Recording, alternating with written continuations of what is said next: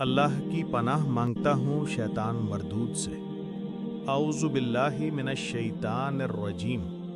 बिस्मिल्लाहिर रहमानिर रहीम।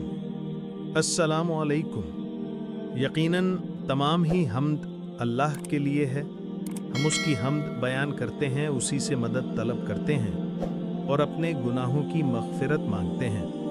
नफ्स अमारा और बुरे आमाल के शर से उसकी पनाह चाहते हैं।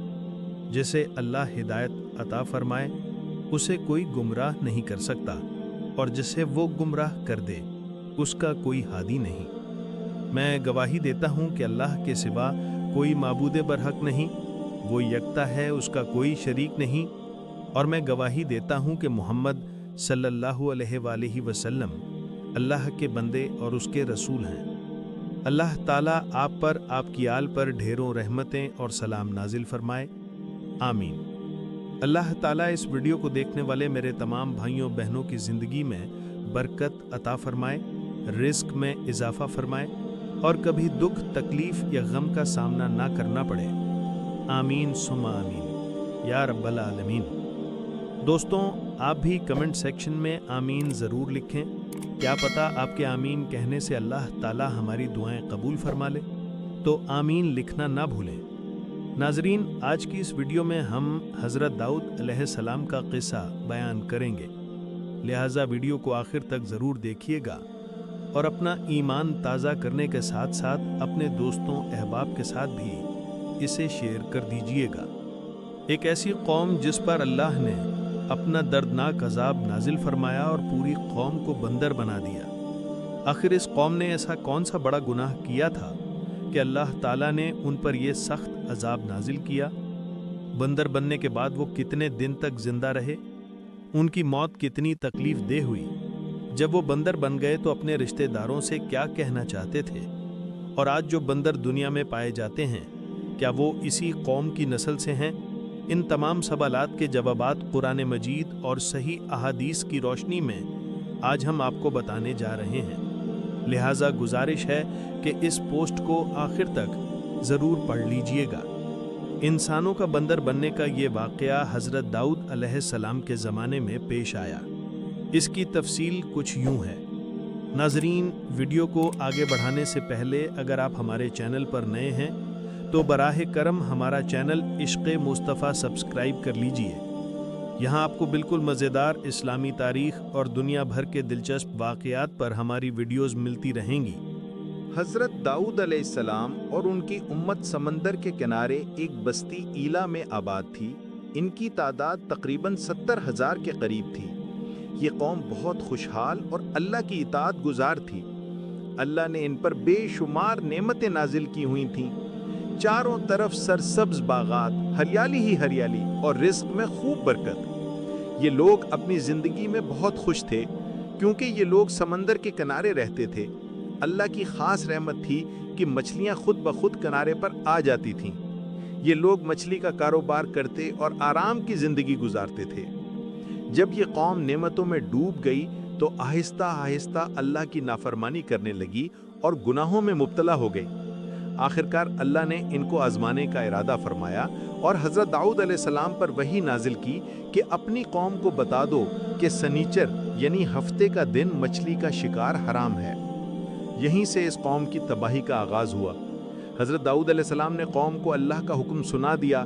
सारी कौम गमगीन हो गई क्योंकि हफ्ते का दिन ही वो था जब मछलियाँ ज़्यादा तादाद में किनारे पर आती थीं।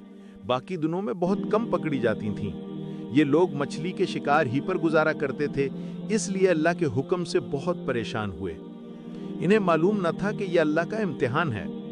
तब शैतान ने उनके दिलों में वसवसा डाला, समंदर से नहरें निकालो, जमीन में बड़े बड़े हौज बनाओ, हफ्ते के दिन मछलियां इनमें आ जाएंगी, फिर नहर का मुंह बंद कर दो और इतवार को पकड़ लेना। शैतान ने कहा, इस तरह ना हफ्ते को शिकार होगा ना मछली छूटेगी। बहुत से लोगों को यह हिला पसंद आ गया और उन्होंने वैसा ही करना शुरू कर दिया। ये बदबख्त लोग ये न सोचे कि मछली जब हफ्ते के दिन हौज में फंसेगी तो शिकार भी हफ्ते का ही हुआ जो अल्लाह ने हराम फरमाया था। इस मौके पर कौम के 3 ग्रोह बन गए। नंबर 1, वो जो इस गुनाह से सख्ती से रोकते थे और खुद भी इससे अलग रहते थे। नंबर 2, وہ جو دل سے برا جانتے تھے مگر چپ رہتے تھے، نہ خود کرتے تھے نہ دوسروں کو روکتے تھے، بلکہ روکنے والوں سے کہتے تم ایسی قوم کو نصیحت کرتے ہو جسے اللہ جلد ہی ہلاک کرنے والا ہے۔ نمبر 3، سرکش اور نافرمان گروہ جو اللہ کے حکم کی کھلی مخالفت کرتا تھا اور حوضوں سے ہفتے کے دن ہی مچھلی پکڑ کر کھاتا بیچتا تھا۔ 12,000 نافرمان لوگ تھے جو منع کرنے کے باوجود یہ گناہ کرتے رہے۔ حضرت داؤد علیہ السلام نے بار بار عذاب سے ڈرایا مگر وہ نہ مانے۔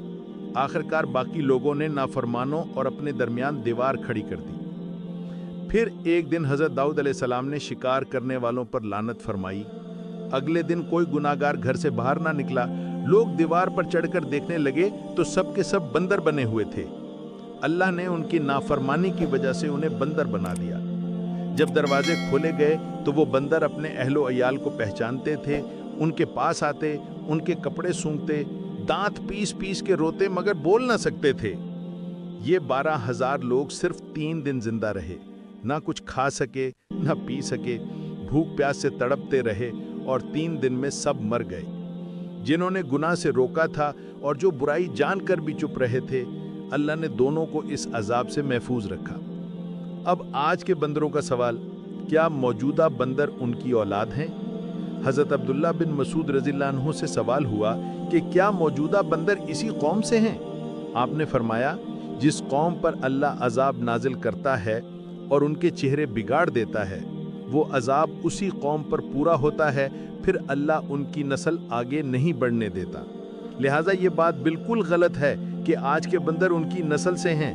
وہ صرف 3 دن زندہ رہے اور ان کی پوری نسل ختم ہو گئی۔ اللہ نے اس نافرمان قوم کو وجود سے مٹا دیا۔ اللہ ہم سب کو ہدایت عطا فرمائے اور گناہوں سے محفوظ رکھے، آمین یا رب العالمین۔ اسی امید کے ساتھ اجازت دیجیے۔ امید ہے کہ ہماری ویڈیو آپ کو پسند آئی ہوگی۔ ملتے ہیں بہت جلد ایک نئی تاریخی واقعہ اور دلچسپ ویڈیو کے ساتھ۔ دیکھتے رہیے عشق مصطفیٰ۔ اللہ رب العزت آپ کا حامی و ناصر ہو۔ خدا حافظ۔